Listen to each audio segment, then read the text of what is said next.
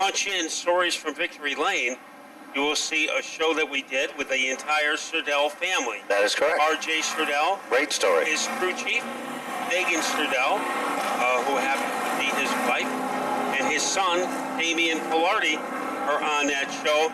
And we thought it came out well, so if you have a chance to go on YouTube and punch in Stories from Victory Lane, you will see the saga of the Sturdell family.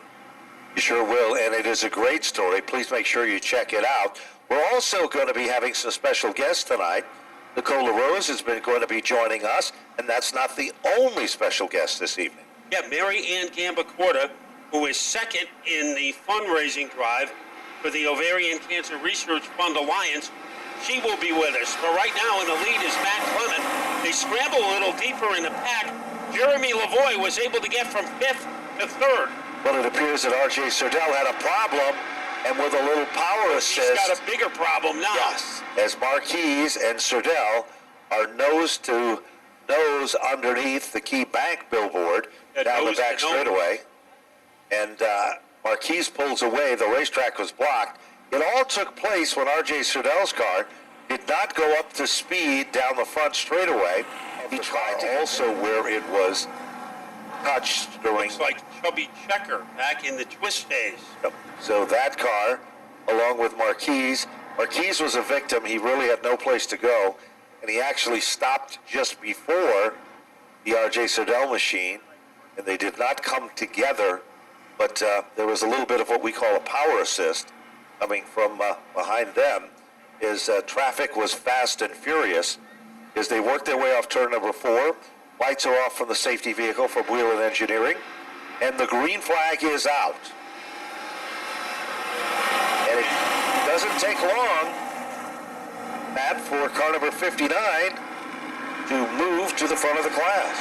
Boy, he looks like a fireball in front of the field, but here comes Ryan Fern. Ryan Fern, when he is at the top of his game, nobody else can touch him. And right now he pulls away from Pat Node, and Pat Node makes a pretty good comeback. He is trying to get his second place spot back. Pat Node does a great job of making some noise on the outside. That's the black and white machine. And all of a sudden, look at Dwayne Provost. We haven't seen him be this aggressive in quite some time, Matt. In less than half a mile, he has moved up several spots after starting in the 7th position, as Matt Clements is the fastest car on the racetrack. You know, Ben, the last time we saw him this aggressive early in a race, he was able to win it. So that's usually a good sign for Provost. When he is quick early, he is usually even quicker late. Here comes Ryan Fern as he tries to bombard his way underneath Clement. Battle for the lead going into turn number 1. And Fern is almost there. They are wheel to wheel as they head down the back straightaway. Like two cymbals in an orchestra, they come together. But this time it is Fern by a nose, and who's going to be the tail that wags the dog?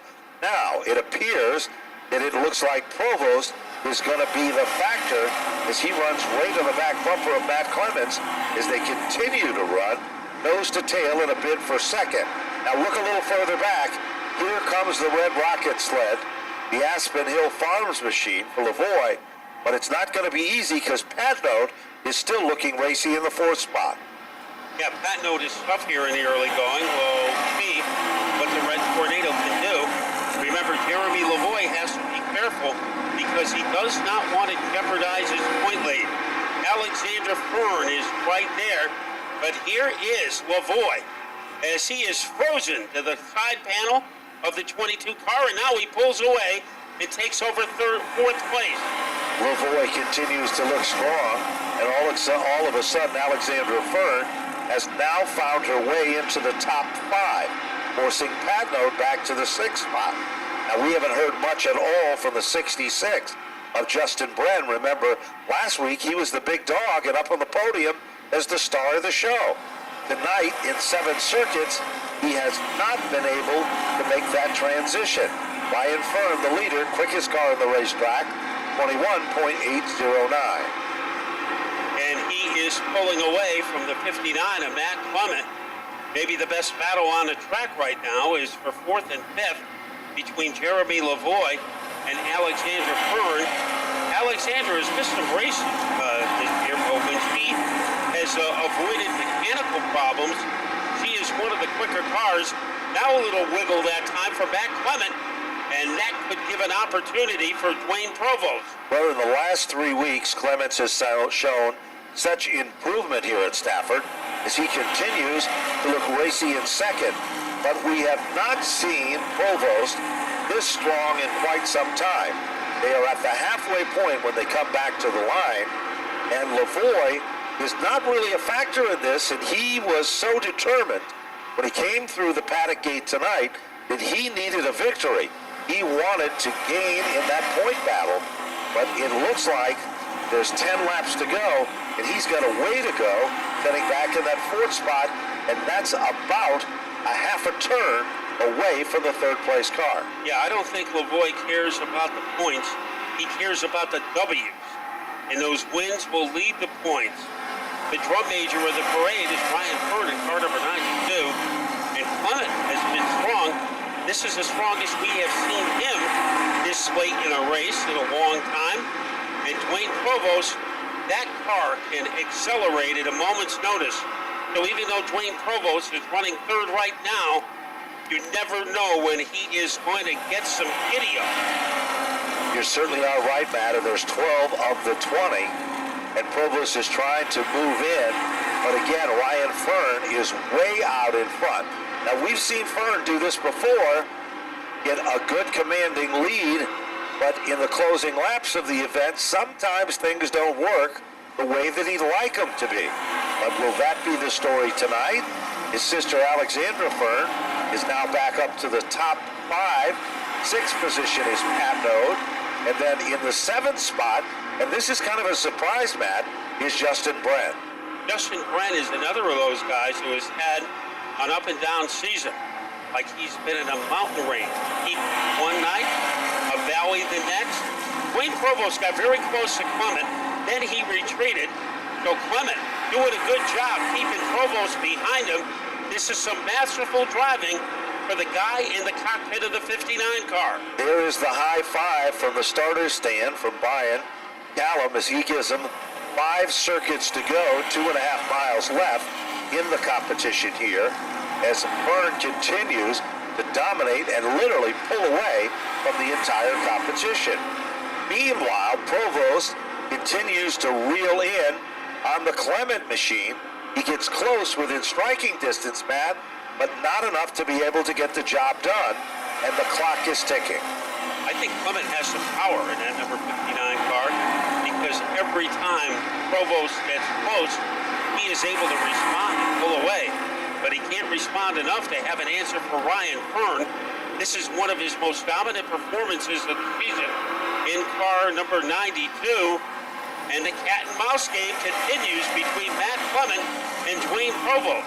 It certainly does, Matt. 17 are up on the board. Fern is still the leader of the pack.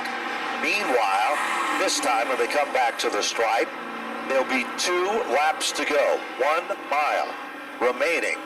And there's no question about it that the number 92 machine of Fern, who started in the 4th spot, took the lead and never looked back, is definitely the powerhouse at the front of the field. Not only is it the brightest car in the racetrack, Matt, but it is the strongest running, as the white flag is now out. And Ryan Fern trying to track down his 4th win of the season, and he is pulling away from the 59 of Clement. So this is a virtuoso performance by Ryan Fern, as he is leading by the length of a jumbotron over the 59 of Clement.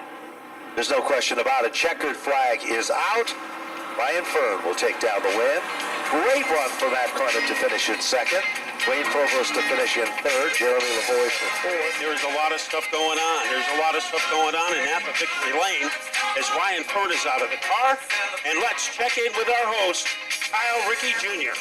All right, thank you very much, Matt. Let's talk to our race winner. It's been a while since we've last seen you here in Napa Victory Lane. I think back in June, picking up your 4th win of the year here tonight. Congratulations, Ryan. Started 4th, quickly made your way to the front, Kind of walk us through those opening laps. Yeah, thanks, Kyle. It's just, I figured out the toughest part of these races is just getting through the riffraff at the beginning. I was basically given a second chance this week to redo what happened a couple of weeks ago, and, just was able to get through it. I mean, it was a little tough. Whoever was in front of me, I guess he just didn't go or something. I mean, that can happen sometimes, miss a shift, whatever. And thankfully we got pretty lucky there. We got to restart third, and, it was just smooth sailing from there. Just make sure I set down some consistent laps and held on to the lead, made sure no one got up to my rear bumper. So just got to thank Safeco Foam. I got to thank Whip Sporting Goods. Also got to thank Napa for sponsoring everything here at Stafford. Got to thank everybody that helps out here at Stafford, all the staff, the Aru family, all that. Also got to thank Pioneer Valley Rider Training.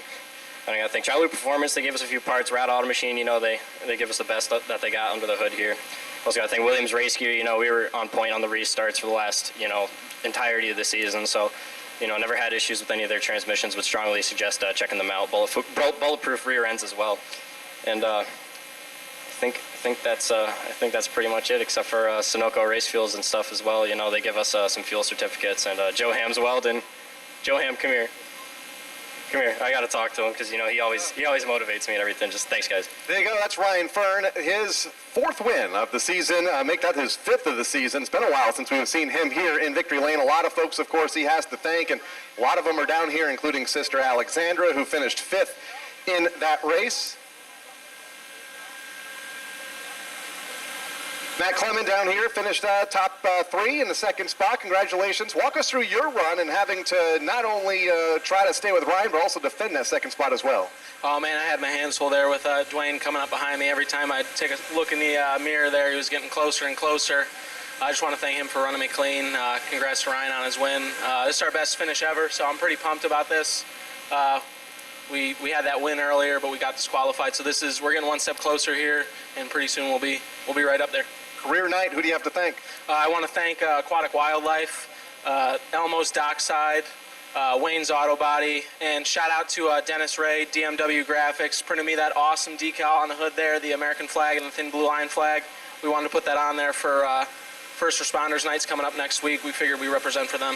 There we go. Matt Clement coming home in the 2nd spot. Let's talk to Dwayne Provost now, who came home 3rd. A good run for you. Almost had that 2nd spot. You were closing, but couldn't quite get him. Kind of walk us through your night. Yeah, it was a nice clean race. No contact, and everything went pretty good. Just got a little tight at the end. It really comes down to 1 or 2 turns in the adjustments, and it's really close. So I'm kind of glad that we got another podium, and but still looking for that win. It's been a few weeks, so I'm itching for it. I want to thank Team Lincoln Ludlow. Great sport to do after racing is jiu-jitsu, and also want to thank Mike Ficini Law Firm in Springfield, and Polka Pop Hits, good friend Joe Cozio. Thank you. There you go. Dwayne Provost coming home in the 3rd spot, currently 4th in the championship standings. It's been a few weeks since he last won, back on August 10th. He'll try it again here next week. Well, thank you very much.